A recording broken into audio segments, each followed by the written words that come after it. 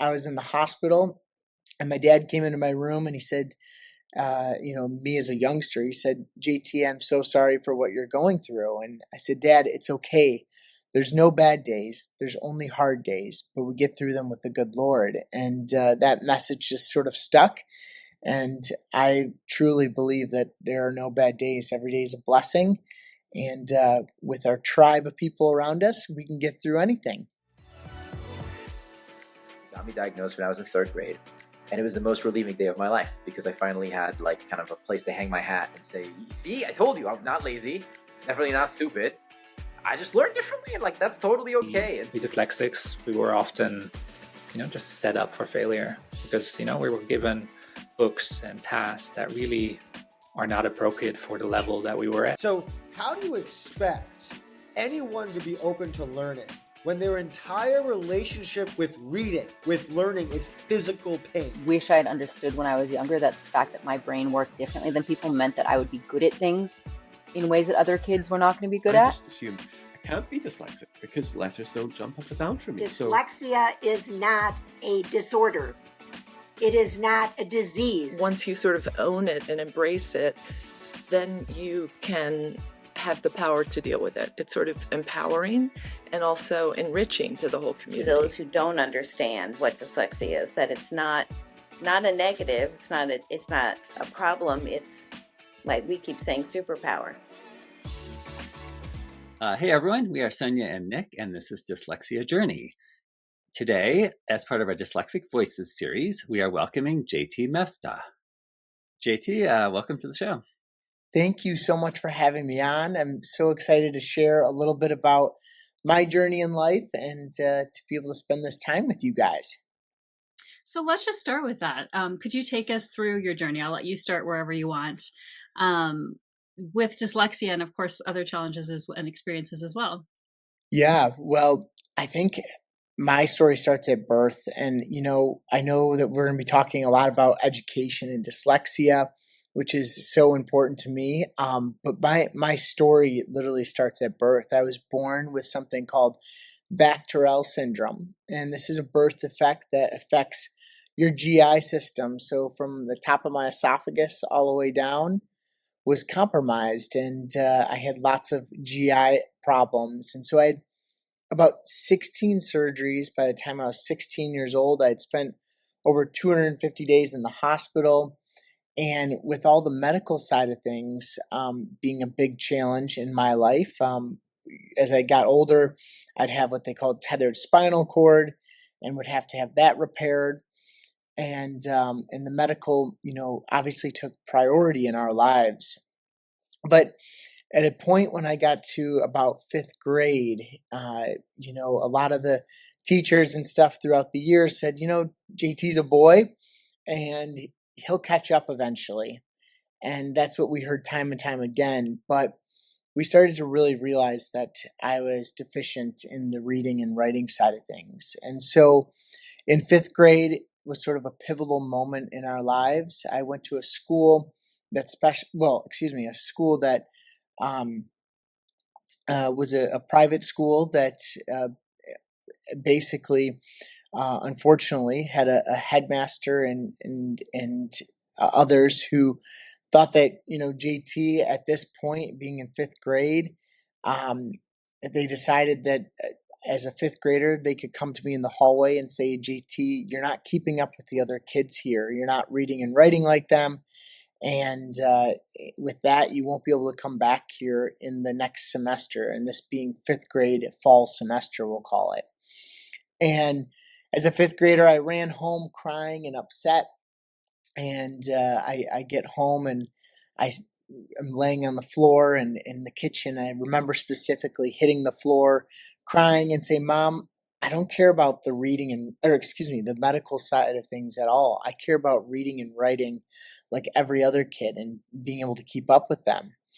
And so for my mom, and my dad, this was a pivotal moment where they said, we got to figure out something. And at this point, I had already tried many programs from Linda Mood Bell, Hooked on Phonics, Discovery Read, and you name it, we tried it. But the good Lord just happened to put this individual into our life at this unique time of my life that said that he had a program called the Tatum Reading Program. And this program changed my life. And I ended up moving to Denver, Colorado, where he was at the time at a school called Denver Academy that specialized in dyslexia and other learning challenges.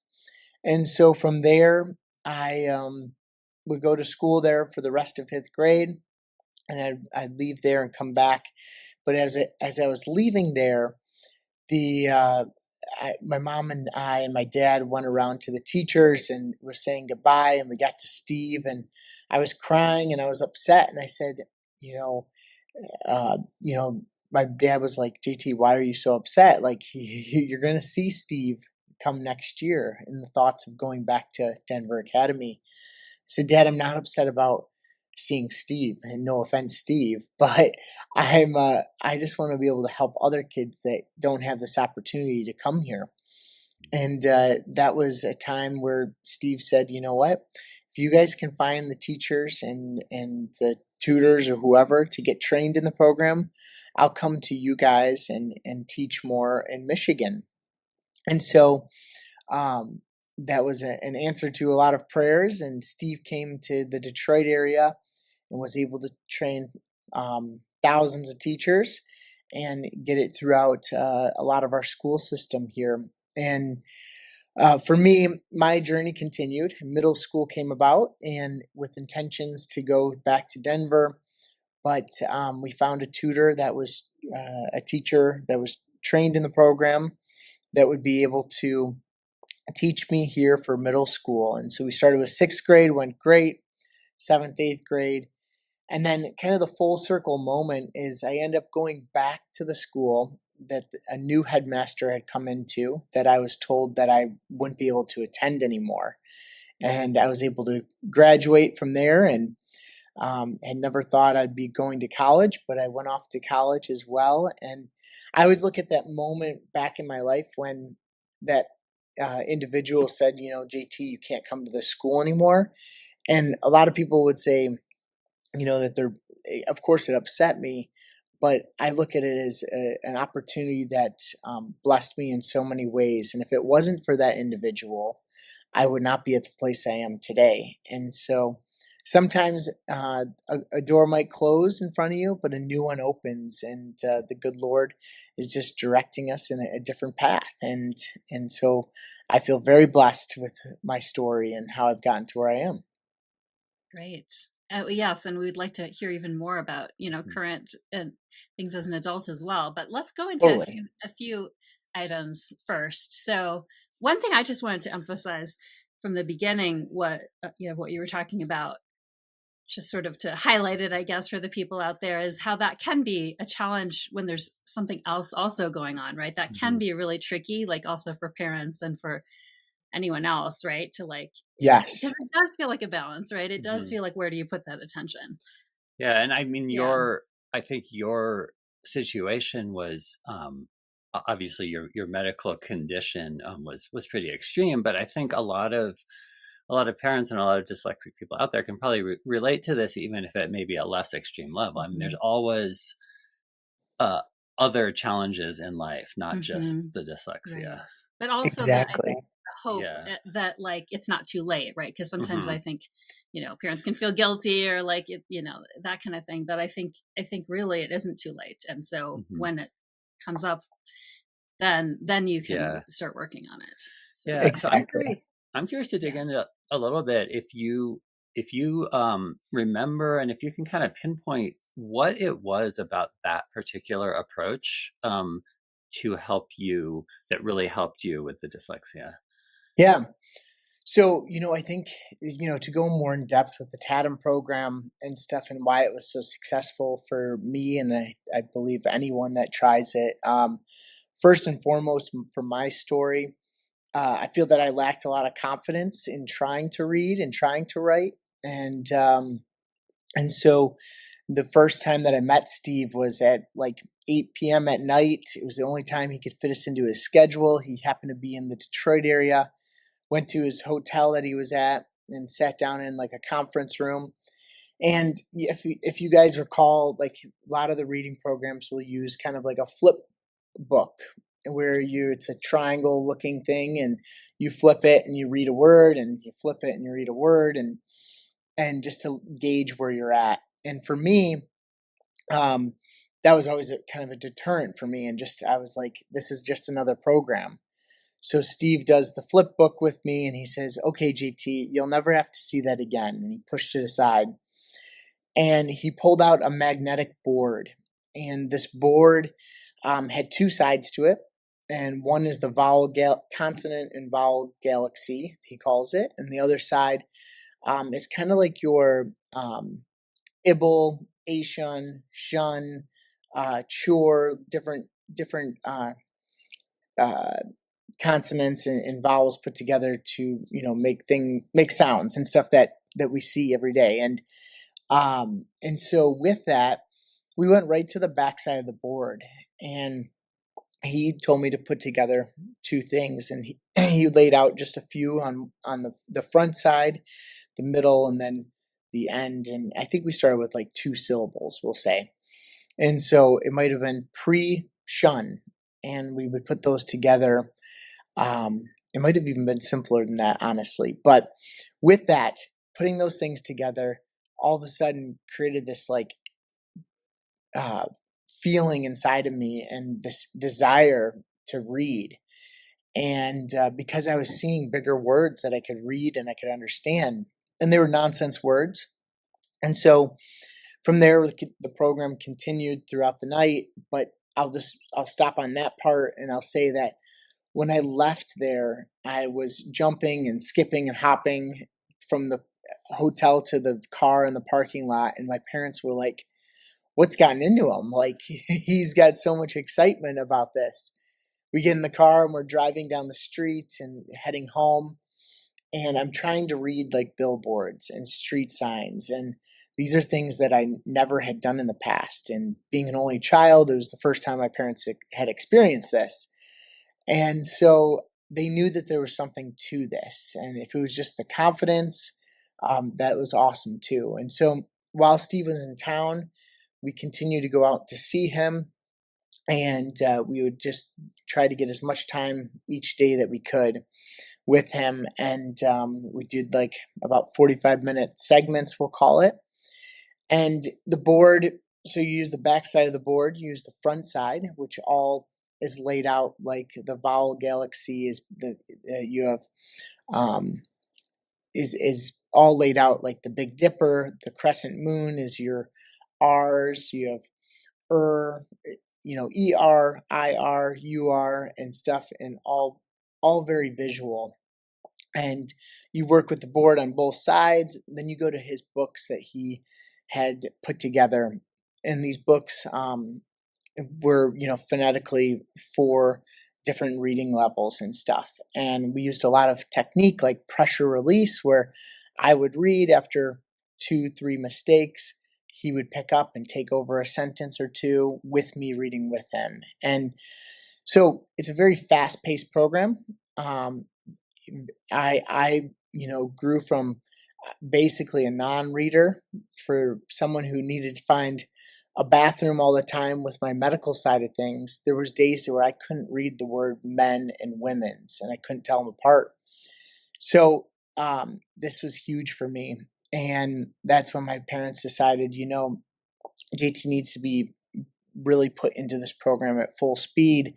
And that's why we moved to Denver. But the program's incredible. And I can talk more on it, but that's just sort of a basis of the program. Mm-hmm.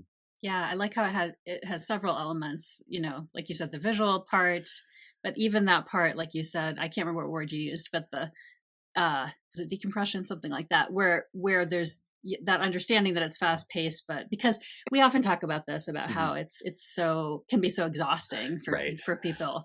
And so that aspect of it, like that's addressed in there, I think is great. Yeah, for sure. Yes, yes, and the exhaustion side of things too. Steve does different techniques to allow me to, regain some strength and stuff and get back at it too. Yes, absolutely. Oh, go ahead. No, you go ahead. Okay, no, I was just going to ask, kind of from the identity aspect, I guess. I'm curious how that was for you. You mentioned, how for a long time they were just saying, "Oh, he's a boy, he's a boy." At some point, it sounds like there was an identification of the learning challenge aspect of things, and I'm wondering what that was like for you. Was that like a relief? I mean, did it help with feeling different? Did it make you feel more different? Yeah, I love that question. So I think, for me, I felt maybe a little bit different in some ways and in different ways. But one thing that my parents were amazing about, whether it was medical or education, is they wanted me to try everything. And there was no, oh, JT, physically you can't do that, so let's not try it kind of thing. It was always like, put your best foot forward and try it. If it works out, and it's something you want to do, let's do it. And that kind of went the same way with education. I mean, I do remember clearly that, that I was different. When you're in a classroom, the teacher would go around the classroom, and just how it is, like, the person who needed the most help is who they get to at the end. And so they could spend the time with them. And then I would also be pulled out of the classroom for um, LE programs and get help outside of the classroom as well, from the public schools as well as the private school. And I remember, one thing that is huge for a lot of people is talking about, bullying and the a mental side of things too that comes along with having a challenge. But I think that we have to all remember is that we all have challenges, and yours might be education, and someone else might be medical, and someone else might be, something family related. And so, what I always did is I always just was a voice for myself, and my parents really pushed that for me. And I could come into a classroom, and the kids knew that I, struggled in different areas, but the ones that I could trust and I knew would understand, I would express my challenges to, and I would share what's going on in my life. And with that, it would open up their eyes and allow them to share with me. And it created this great bond, and great friendships that, many of my high school, lower school friends, I'm still great friends with. And it really, I think, just created these connections that were forever, and is because I could help them and bring a positive attitude to the classroom. That's great. Yeah. I guess I'm curious about your school experience from a sort of the academic side as well. Did you have like explicit accommodations for the dyslexia in I guess middle school, high school, college? Yes, yeah. So I had accommodations, from the public schools would come in, and they would do, a lot of different programs with me. But then also I had, as we get into high school, yes, my reading and writing went from, a non-reader in fifth grade, and I didn't go into detail about this, but just by spending 4 or 5 months in the TADM program, and then summer in the program, and then going into middle school and all that, my reading went from non-reader to, by the end of fifth grade, basically fifth grade reading level. And so very quick program, but I still struggled. The comprehension side is something that to this day, is, I feel, is continuing to improve, but is something that I struggle with. And so I would have extra time on tests. I would have a test reader just to take the fatigue away, all throughout high school as well. And those programs were super helpful for me. And I believe that with the TADM program, but also with just the help, to get me, to where I am today and to college, basically, is what those programs did for me. That's great. Yeah, and it's so important. Yeah, we talk about this a lot on the show. Once you're identified with dyslexia, and once, even when you're working on it, and even if you're at grade level in reading, it's still so important to get those accommodations, because, like you said, the fatigue of it and just the speed at which you can just get through the material, right? Exactly. And I think that, we all have our strengths too, and I think, when you look at dyslexic, ADD, ADHD, whatever we're speaking on, we all have our own strengths, and being able to find those strengths are so important. And for me, the classroom test taking might not have been my greatest strength, but with having that support there, I had the knowledge. It just was, being able to put it on paper a lot of the times. And that's what those programs are there for, and why we should use them. Because, after graduating and going on and doing what I do now, which is public speaking, writing books, and things like that, I always joke I'm the dyslexic that's written 4 books now. And it's truly, I never thought that would be my strength, but I feel that the good Lord blessed me with the ability to communicate and to try to help others. Yeah, we definitely want to dive into, in particular, that book that I see behind you there. But before we do that, I'm curious, what it's like for you as an adult dyslexic also. Like, how do you approach things like the challenge of writing a book, perhaps, or just daily life? Yeah. So on a day-to-day basis, I definitely read most things, just because of the TADM program and my ability.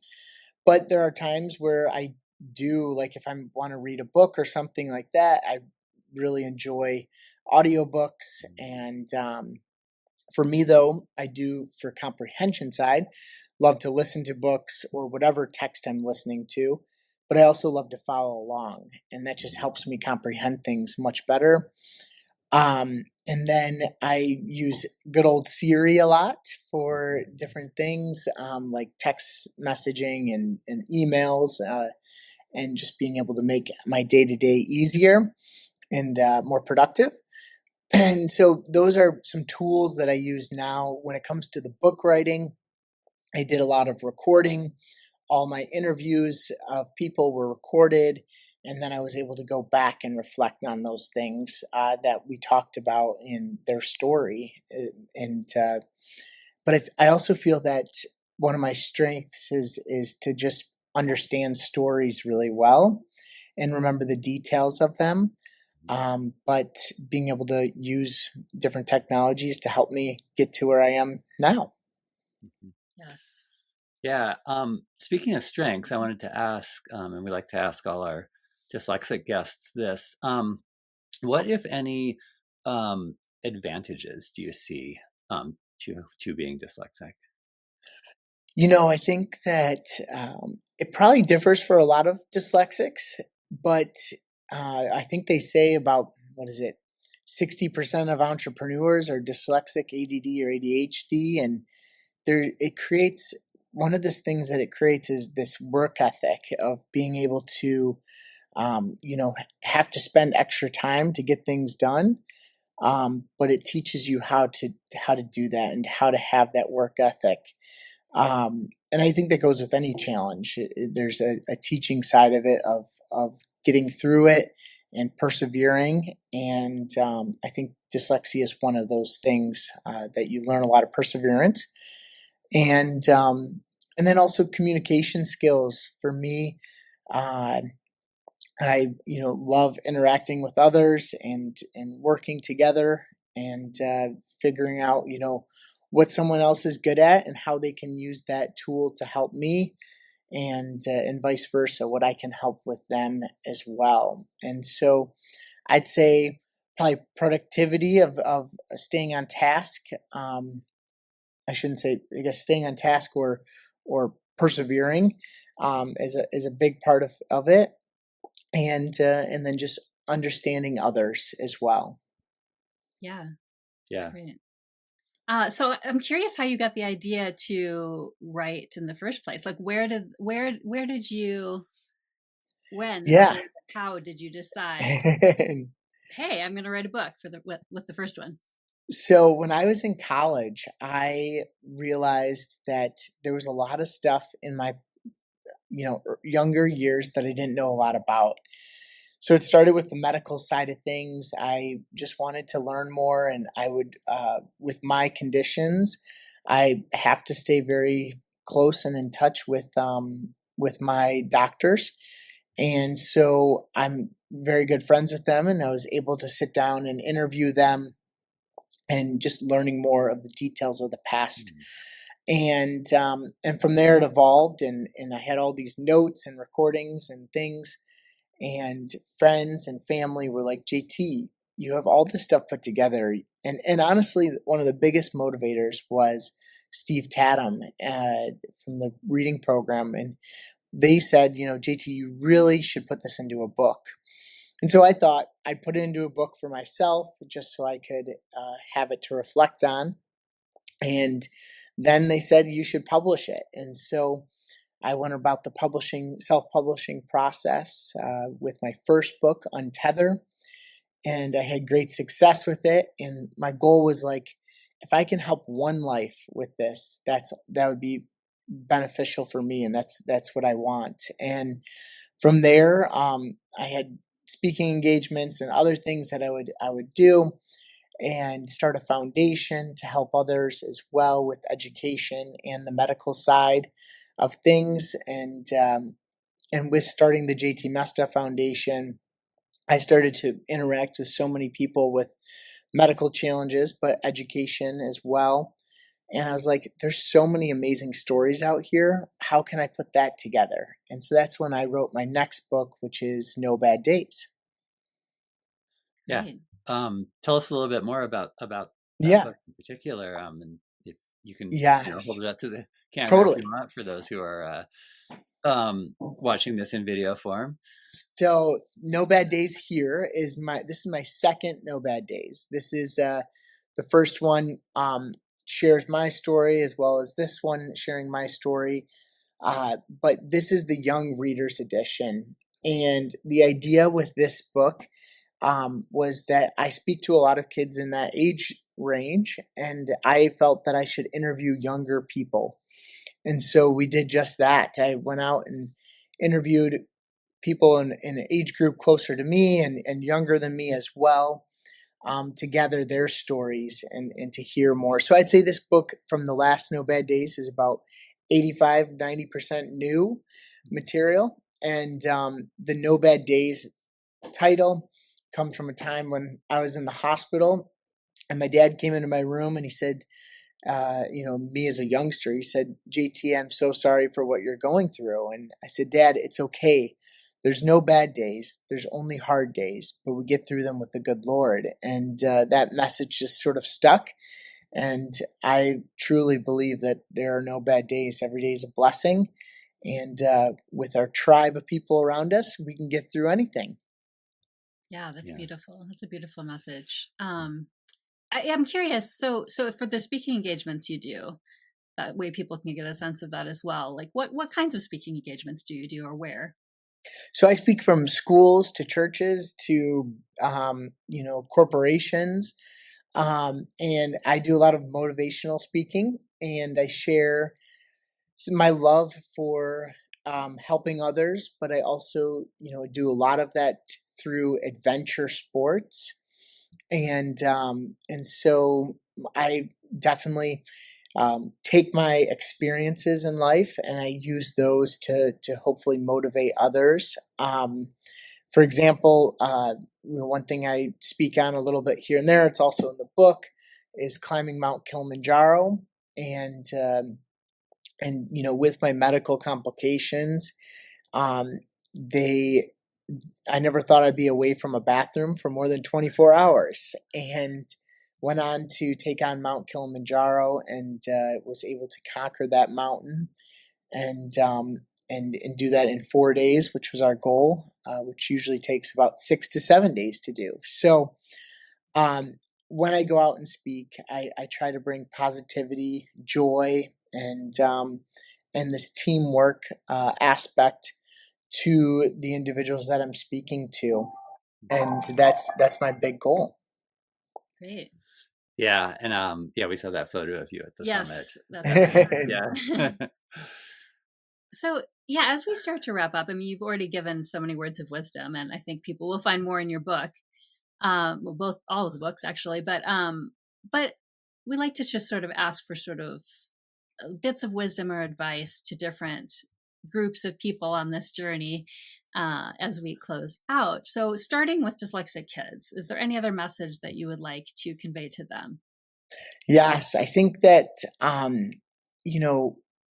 a few big points that I like to talk about is, first off, you're not alone, and you have so many people that are around you here to support you, and I hope that you use those. And dyslexia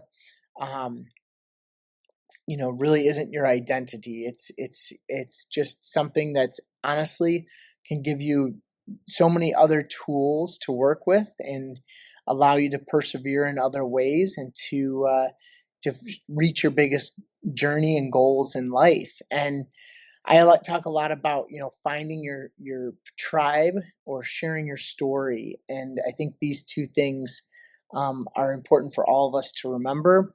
And when I talk about finding your tribe, finding those people that you can trust to share your story with.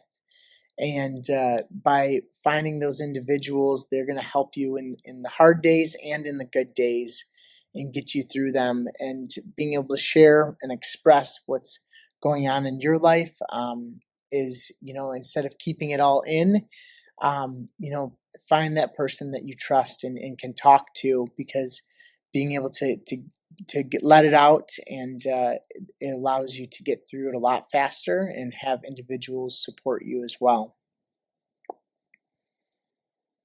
Yeah, that's great advice. Yeah, for everybody. Yeah, Yes, honestly, yes. Yeah, and then what? If you could tell the general public, like, one top thing about dyslexia that you wish that everybody would understand, what would that be? From my experience, a lot of people have different challenges with it. But one of the bigger ones is probably the comprehension side. And I remember being in a classroom in 5th grade. It might have even been 4th grade. No, 5th grade it was. And I had a classroom of kids that I had gone to school with since kindergarten. And they went around the room, and it got to a point where it got to me, and I was able to read through what was in front of me. And one of the students there, she stood up and she started clapping, and everyone in the room started clapping as well.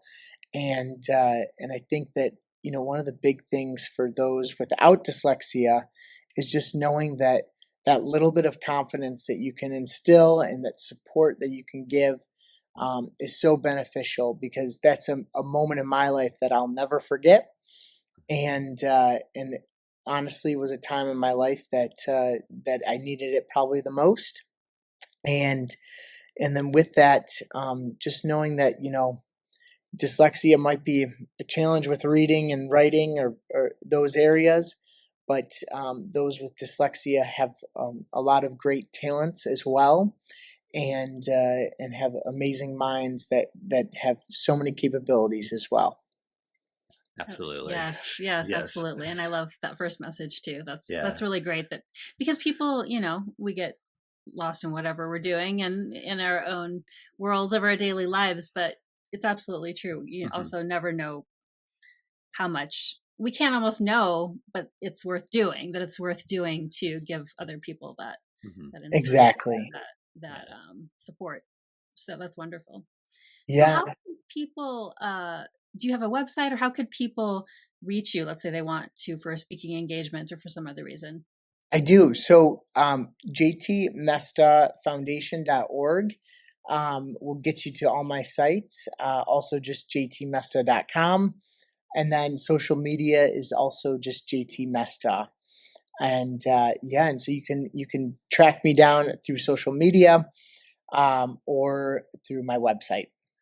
Well, and we'll definitely drop those links in the description boxes. I'll just say really quickly, in case people want to do it just from listening. Oh, yeah. So it's JT and then MESTDAGH.